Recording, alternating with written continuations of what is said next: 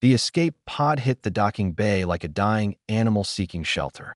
It skidded across the metal floor, sparks flying, before crashing into a stack of cargo containers. Workers scattered. Alarms screamed. And inside the crumpled wreckage, something moved. Hannah Reyes was eating lunch in the medical bay when the call came through. She grabbed her emergency kit and ran, her boots echoing through the corridors of Outpost Gamma 7. By the time she reached the docking bay, a crowd had already formed around the smoking pod. "Stand back," she ordered, pushing through the workers. "Let me see." The pod's hatch had been torn open by the impact. Inside, curled in a ball of blood and broken scales, was a Dralith. The reptilian alien was barely breathing. Deep cuts covered his body, and one of his arms bent at an angle that made Hannah wince. "A Dralith?" Someone behind her muttered. "Why waste medical supplies on that?" Hannah ignored the comment and climbed into the pod. The alien's yellow eyes flickered open as she touched his shoulder. He flinched away, terror flooding his face. "Easy," Hannah said softly. "I am here to help you." The Dralith stared at her like she had spoken in a language he did not understand. Perhaps, in a way, she had. Dralith were slaves throughout most of the galaxy. They were born into service, worked until they broke, and then discarded. Nobody helped them. Nobody ever helped them. Medical assistance is not authorized for non-citizens. Hannah turned to see Administrator Von Nix approaching. The Cillian bureaucrat was tall and thin, with pale blue skin and eyes that calculated everything in terms of profit and loss. He looked at the wounded Dralith the way someone might look at garbage that had blown onto their lawn. "He is dying," Hannah said flatly. "He is property," Von Nix corrected. Or was property, before he apparently stole an escape pod and fled his lawful masters. Either way, this station has no obligation to provide care. Space him and be done with it. The workers around them nodded. It made sense to them. Dralith were not people. They were tools that occasionally needed to be thrown away. Hannah looked at the alien in her arms. He had stopped struggling. He seemed to be waiting for the verdict, resigned to whatever these strangers decided to do with him. She had seen that look before, in the eyes of refugees and disaster survivors. The look of someone who had stopped hoping. "No," Hannah said. Von Nix blinked. "Excuse me." I said no. Hannah lifted the Dralith carefully, supporting his broken arm. "I am a medic. I treat patients. I do not space them. This will be reported," Von Nix warned. "You are wasting station resources on worthless cargo." "Then report it." Hannah walked past him, carrying the alien toward the medical bay. "I have work to do." The Dralith was heavier than he looked, and by the time Hannah got him onto a treatment bed, her arms were shaking. She worked quickly, sealing wounds, setting bones, pumping him full of painkillers and antibiotics. He watched her the entire time, those yellow eyes following her every movement. "Why?" he finally asked. His voice was rough, barely a whisper. "Why what? Why help me? You do not know me. I am nothing. I am Dralith." Hannah finished wrapping his arm and looked at him. "What is your name?" The question seemed to confuse him. Dralith do not have names. "We have numbers." "What number then?" "Grix, 447. "Well, Grix," Hannah said, "I help you because you need help. That is enough reason for me." Grix stared at her for a long moment. Then, with his uninjured hand, he reached into a hidden pocket in his tattered clothing and pulled out a small data chip. He held it out to her like an offering. "What is this?" Hannah asked. "Proof," Grix said. "My masters are doing something terrible. I heard them planning. They are selling weapons to enemies of your people. Many humans will die." He pressed the chip into her palm. "I took this because someone should know, even if no one believes a Dralith." Hannah looked at the chip, then at Grix. "Why would you risk your life for this?" "For humans." Grix's eyes clouded with something that might have been confusion or might have been shame. "I do not know. A human worker once gave me water when I was dying of thirst. She did not have to. She gained nothing from it. I never forgot." He paused. "Maybe I wanted to be like her. Just once." Before Hannah could respond, her communicator beeped. A message from Von Nix. A Cillian recovery team was requesting permission to dock. They were searching for a dangerous fugitive. Hannah looked at Grix. He had closed his eyes, exhausted from his wounds and his confession. She thought about Von Nix and his cold calculations. She thought about the data chip in her hand and what it might contain. She thought about her brother, dead 3 years now because a corporation had decided safety regulations were too expensive, She made her decision. Come on, she said, gently helping Grix to his feet. We need to move you somewhere safe. Grix opened his eyes. You believe me? I believe you risked everything to do the right thing, Hannah said. That is enough for now. She led him out of the medical bay and into the maze of corridors that made up the station's underbelly.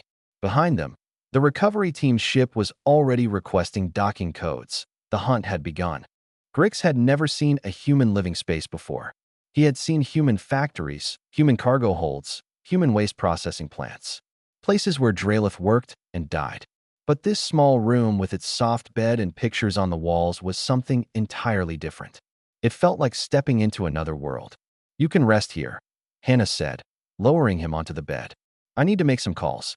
Grix watched her move around the room, gathering supplies. His arm throbbed despite the painkillers, and his whole body ached from the crash. But more than the physical pain, he felt a deep confusion that he could not shake. I do not understand you, he said. Hannah paused. What do you mean?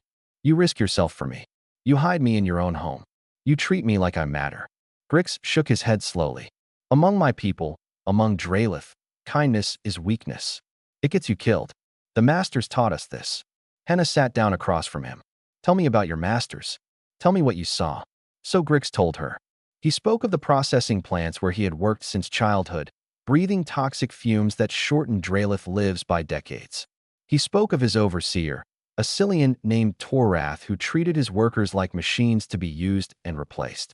And he spoke of what he had heard 3 weeks ago, when he had been cleaning Torath's office and accidentally witnessed a secret meeting. They were selling weapons, Grix said. Powerful weapons, to a group called the Razor Syndicate. Torath said these weapons would be used against human colony worlds. He laughed about it. He said humans were too trusting, too soft. He said they would never see it coming. And the data chip. I copied everything I could. Shipping records, payment transfers, communication logs. Then I stole an escape pod and ran. Grix looked down at his broken arm. They caught me before I could jump to hyperspace. They shot me down. I barely survived. Hannah was quiet for a moment. Then she asked the question Grix had been dreading. Why? Why risk your life for this? You could have stayed silent. You could have lived. Grix thought about the question. He thought about the human woman who had given him water years ago, expecting nothing in return. He thought about all the times he had watched Drelith die for their masters without anyone caring. He thought about Torath laughing as he planned the deaths of thousands. I do not know how to explain it, Grix said slowly. Something inside me broke when I heard them talking. Not the kind of breaking that makes you weak. The kind that makes you different. He looked at Hannah with his yellow eyes. I wanted the truth to survive, even if I did not. Hannah nodded. She understood something about that kind of breaking. My brother died 3 years ago, she said. He worked on a mining platform. The company knew the safety systems were failing, but repairs were expensive. So they did nothing. When the accident happened, they blamed the workers. Her voice hardened. Nobody was punished. Nobody was held responsible. The company paid a fine and moved on. Grix listened. He had never heard a human speak about loss this way. I became a medic because I wanted to save people, Hannah continued. But I stayed on this station because I wanted to help the ones nobody else cared about. The refugees, the workers, the aliens that the galaxy treats like garbage. She looked at Grix. I am not going to let them do to you what they did to my brother. Before Grix could respond, Hannah's communicator buzzed. She read the message, and her face went pale. The recovery team is here. 3 Cillian security officers. They told Vonix they are hunting a dangerous criminal who stole corporate secrets. She looked at Grix. They are searching the station. I should surrender, Grix said immediately. I will not let you suffer for helping me. No. Hannah was already moving, grabbing supplies, and stuffing them into a bag. I know someone who can help us. An old friend from my military days. His ship is a day away, but if we can hold out until then, military? Grix asked. You were a soldier? Combat medic. I have seen worse than a few Cillian thugs. Hannah tossed him a worker's jumpsuit. Put this on. We are going to move through the maintenance tunnels. Stay close and stay quiet. Grix struggled into the jumpsuit, wincing as it pressed against his wounds. Why would your friend help? Why would any human risk themselves for a Drelith? Hannah stopped at the door and looked back at him. Because you did something brave. You stayed loyal to the truth when lying would have kept you alive. Humans notice things like that. We remember them. She opened the door. Now come on. We have a long night ahead of us. They slipped into the corridor and disappeared into the shadows. Behind them, the recovery team was already demanding access to crew quarters. Somewhere in space, a human patrol ship changed course. 3 Cillian security officers moved through the station like predators hunting wounded prey. They carried weapons that were technically illegal in neutral space, but nobody was going to stop them. Administrator Vonix walked beside them, pointing out rooms and explaining the layout. He was cooperating fully. He always cooperated with whoever held power. Deep in the maintenance tunnels, Hannah led Grix through darkness lit only by emergency strips. These tunnels connected every part of the station, but few people used them. The air was stale and the passages were cramped. Perfect for hiding. How much farther? Grix whispered. His wounds were slowing him down, but he refused to stop. The secondary shuttle bay is on the other side of the station. Diego said he would dock there. We just have to reach him. And this Diego, he will truly help us. Hannah smiled in the darkness. Diego Navarro is the most stubborn man I have ever met. Once he decides something is right, nothing can change his mind. He flew through an asteroid field once to rescue 3 stranded miners. His commanders were furious. She ducked under a low pipe, but the miners lived. They moved in silence for a while. Then Grix spoke again. The other workers on this station, the ones who are not human, they look at me with hatred. Why? Hannah sighed. Because the galaxy taught them to hate anyone lower than themselves. If they can look down on Dralith, they feel less worthless. It is an ugly system that keeps the powerless fighting each other instead of the ones who hold the chains. But not humans. Some humans are just as bad, maybe worse. Hannah shrugged. But many of us grew up hearing stories about fighting against slavery, about standing up for the weak. It is part of our history, part of our culture. We do not always live up to it, but we try. A noise ahead made them freeze. Footsteps, coming closer. Hannah pulled Grix into a side passage and pressed them both against the wall. 2 figures walked past, flashlights cutting through the darkness. Station workers, probably reporting to the recovery team. When the footsteps faded, they continued on. They were halfway to the shuttle bay when Hannah's communicator crackled. Diego's voice came through, tense and angry. Hannah, we have a problem. Vonix denied my docking request. He says I need special authorization from the Commerce Union. Hannah cursed quietly. Can you force the issue? I am trying. But if I push too hard, they might call in system defense. That would make things very complicated. There was a pause. There is another option. Human Treaty Clause 47. Any human citizen can request emergency extraction from any Commerce Union facility, no questions asked. That would create a diplomatic incident. Yes, it would. But they would have to let me dock. Diego's voice softened. The question is whether you want to be the center of that incident. Your career on this station would be over. Hannah looked at Grix. The Dralith was leaning against the tunnel wall, exhausted and hurting, but his yellow eyes were fixed on her. He had already made his choice to do the right thing. Now she had to make hers. Do it, she said. Invoke the clause. Get us out of here. Understood. I will be there in 20 minutes. Diego out. The next 20 minutes were the longest of Grix's life. They reached the shuttle bay just as Diego's ship appeared on the docking screens. The vessel was called Perseverance, and it looked like it had earned that name through countless battles and repairs. But the recovery team had figured out where they were going. 3 Cillians burst into the shuttle bay just as the Perseverance's docking clamps engaged.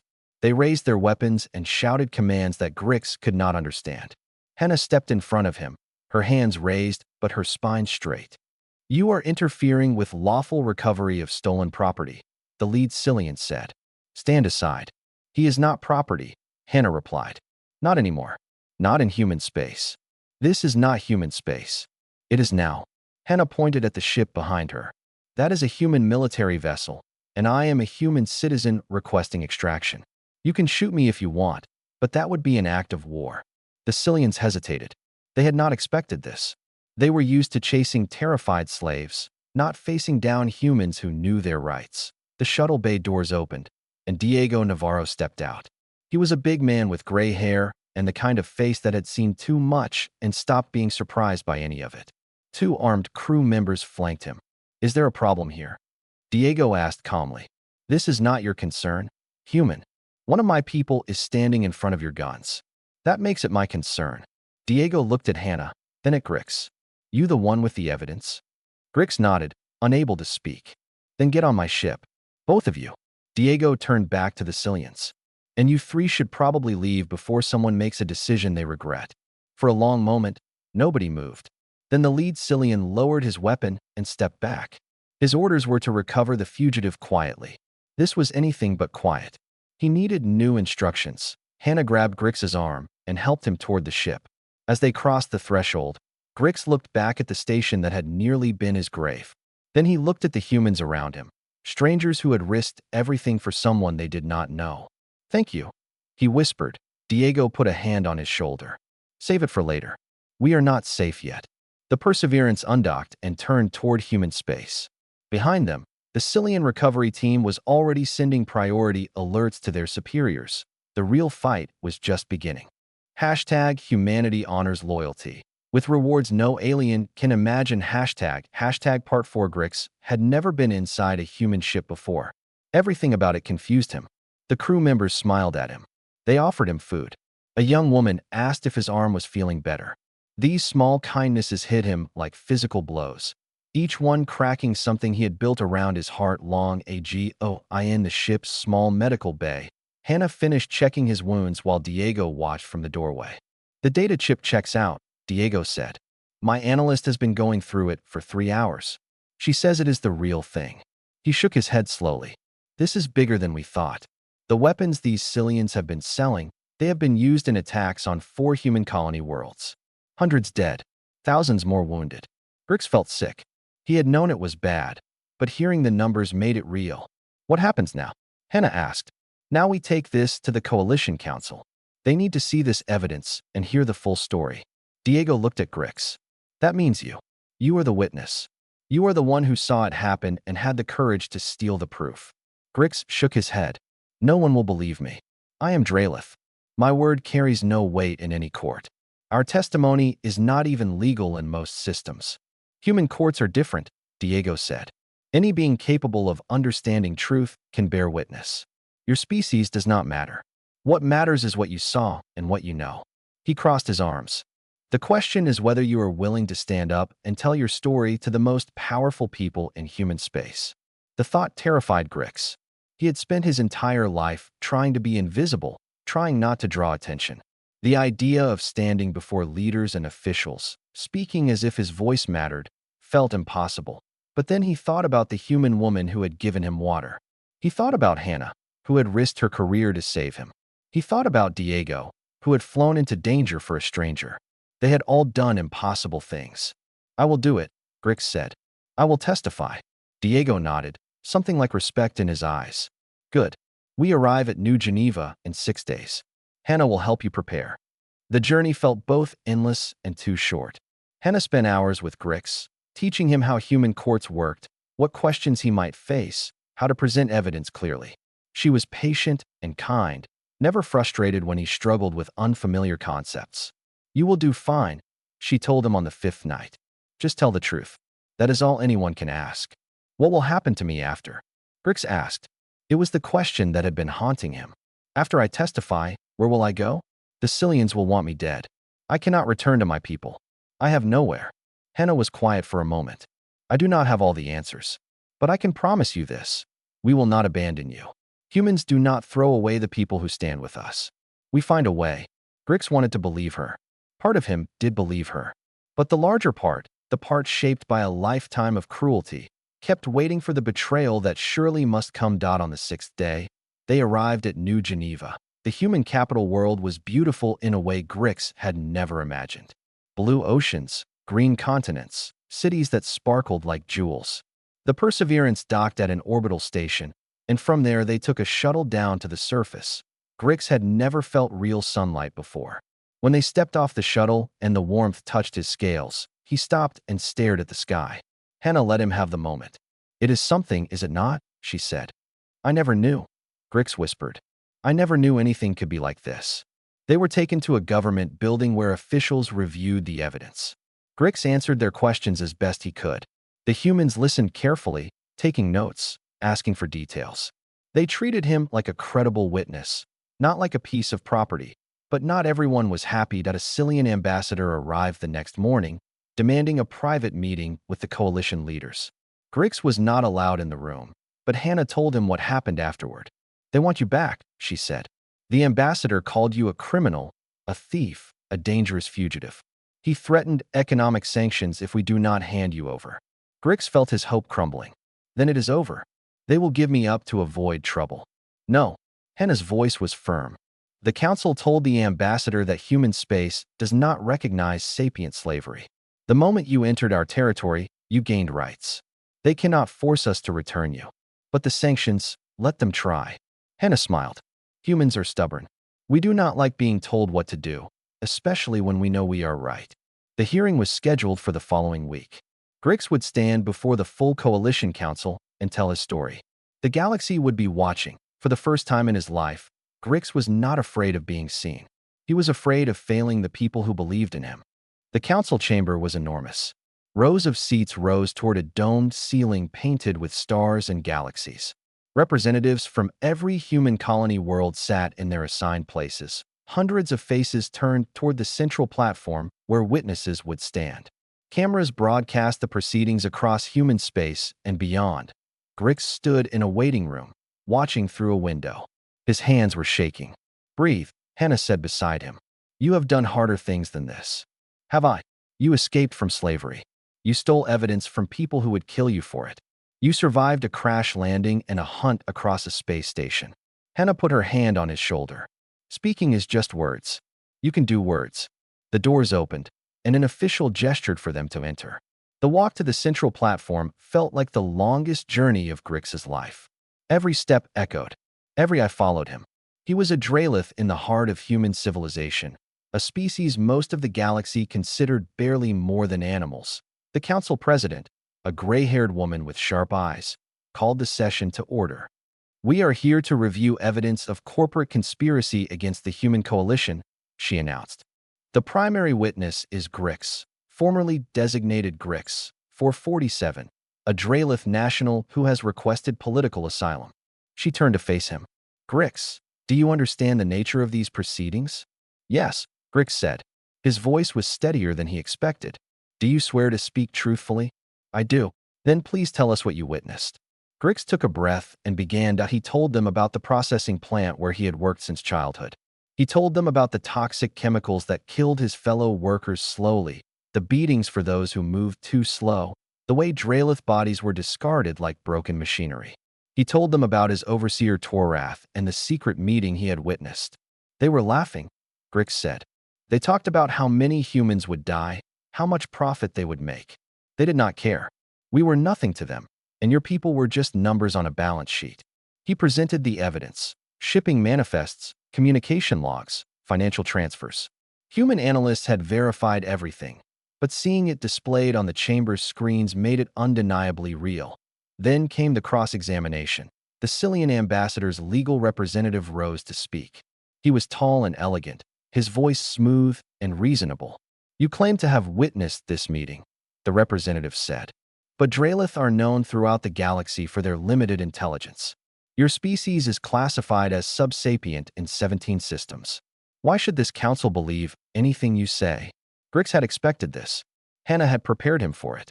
But the words still stung. "I may be Draelith," Grix replied. "I may have been property, but I know what I saw. I know truth from lies. My masters taught me that much." He paused. "They lied to me every day of my life. I learned to recognize the difference." The representative tried other approaches. He questioned the authenticity of the evidence, suggested Grix had fabricated it for personal gain, implied that humans had coached him on what to say. Grix answered each challenge calmly and clearly. Finally, the Cillian representative made his final argument. "This council must consider the consequences of accepting this testimony. The Draelith is a criminal under Cillian law. He stole corporate property. He fled lawful custody. If humanity rewards such behavior, it sends a message to every slave in the galaxy that they can escape justice by running to human space." The chamber fell silent. It was a powerful argument, and everyone knew it. Then Grix spoke without being asked. Hannah tensed beside him, but she did not stop him. "May I respond?" The council president nodded. Grix stood straight. looking at the representative who had called him subsapient. You call me a criminal because I stole evidence of murder. You call me a fugitive because I ran from people who wanted to kill me for knowing the truth. You say that rewarding my behavior would send a dangerous message. He paused. You are right. It would send a message. It would tell every slave in the galaxy that somewhere, there are people who care about truth more than profit. People who believe that any being capable of knowing right from wrong deserves to be heard. He looked around the chamber at the hundreds of human faces watching him. I do not know if I deserve asylum. I do not know if I deserve anything. But I know that the evidence I brought is real, and I know that innocent people died because of what my masters did. If my testimony helps stop them, then whatever happens to me does not matter. The chamber was utterly silent. Then the council president spoke. This council will now deliberate. The deliberation took 4 hours. Grix waited in a side room with Hannah and Diego, unable to eat or drink or do anything except stare at the walls. Finally, the doors opened and they were called back inside. The council president stood at her podium, a document in her hands. The coalition council has reached its decision. The evidence presented by the witness Grix has been verified as authentic and admissible.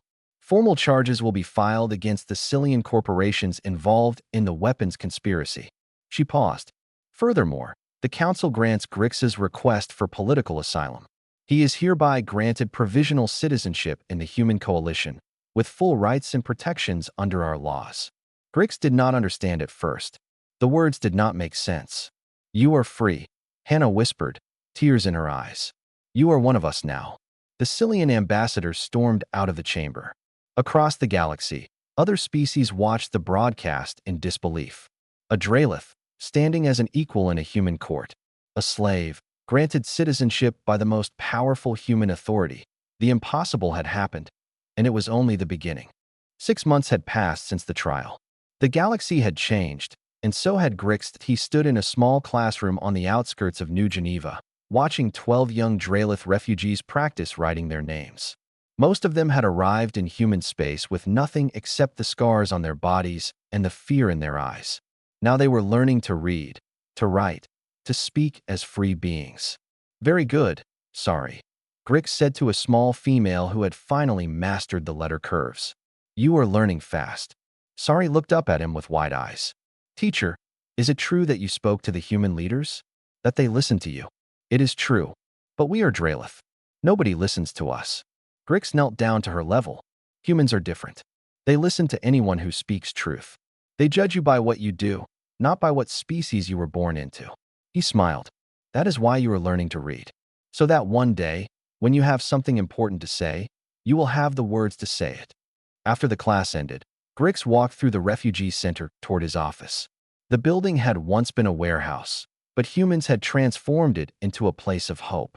Medical clinics, food distribution, language classes, job training. Everything that escaped slaves needed to build new lives, and Grix had helped design all of it. The Coalition Council had asked him to consult on refugee policy after the trial. At first, he thought they were joking. What did a former slave know about policy? But they were serious. They wanted to understand what escaped slaves needed, and who better to ask than someone who had been one. Now Grix spent his days helping others like himself. Processing applications, coordinating with aid organizations, sometimes just sitting with frightened newcomers and telling them that everything would be all right. That they were safe now. That they mattered. Hannah was waiting in his office when he arrived. You look tired, she said. Good tired. Grix sat down across from her. We had 20 new arrivals yesterday. A whole family of Dralith who escaped from a mining colony. The youngest is only 4 years old. And now they are free. Now they have a chance. Grix looked at the pile of documents on his desk. I never imagined any of this. When I stole that data chip, I thought I would die within days. I just wanted the truth to survive. And instead, you survived. You changed things. Hannah leaned forward. Do you know that there are protests on Cillian worlds now? Other species demanding rights. They saw your testimony, saw a Dralith stand before human leaders and be treated as an equal. It gave them hope. That was not my intention. I know. That is what makes it powerful. Hannah smiled. Speaking of which, I have something for you. She handed him an envelope. Inside was a single document, printed on official paper with the coalition seal at the top. Grix read it 3 times before the words sank in. Permanent citizenship, he whispered. They approved it. Full citizenship with all rights and privileges. You are not provisional anymore. You are one of us. Officially, legally, permanently. Hannah's eyes were bright. Look at the bottom. The reason for expedited processing. Grix looked. In small formal letters, it read, Exceptional service to the human coalition. I do not know what to say. You do not have to say anything. Hannah stood and walked around the desk to stand beside him. You earned this. Every bit of it. You were loyal to the truth when lying would have been easier. You stood up when staying down was safer. Humans remember that. We honor it. Grix thought about all the things he had expected when he escaped. Death. Capture. Perhaps, at best, a few years of hiding before his masters found him. He had never imagined this. A home. A purpose. A family that had chosen him, because that was what Hannah and Diego had become. Family. They had dinner together every week. They celebrated human holidays that Grix did not fully understand, but loved anyway. They argued about politics and laughed at bad jokes and worried about each other when someone was sick. None of it was required. None of it was transactional. They simply cared about him because he was Grix, and that was enough. I need to go back to the classroom, Grix said, carefully folding the citizenship document. The afternoon session starts soon. Hannah nodded. What are you teaching them today? Human history. The parts about fighting against slavery, standing up for the weak. He paused at the door. I want them to understand that humans are not kind because they are naive or because it benefits them. They are kind because they believe kindness matters. That truth matters. That loyalty matters. That is a big lesson for young children. They need to know. When they grow up and face a galaxy that tells them they are worthless, they need to remember that there are people who disagree. Grix looked back at her. They need to know what I learned. What is that? That humanity honors loyalty with rewards no alien can imagine. He smiled, something he had learned to do properly over the past months. Not money or status or power, but dignity, belonging, purpose, the knowledge that you matter, that your choices matter, that standing for truth will never be forgotten. He walked back to the classroom where 12 young Draelith were waiting to learn about freedom. Somewhere across the galaxy, other slaves were watching and hoping. The old order was cracking, one small act of loyalty at a time. And Grix, once designated Grix, 447, once property, once nothing, stood at the center of it all. Not because he had sought power or fame, but because he had told the truth, and humans had listened. That was enough. That was everything.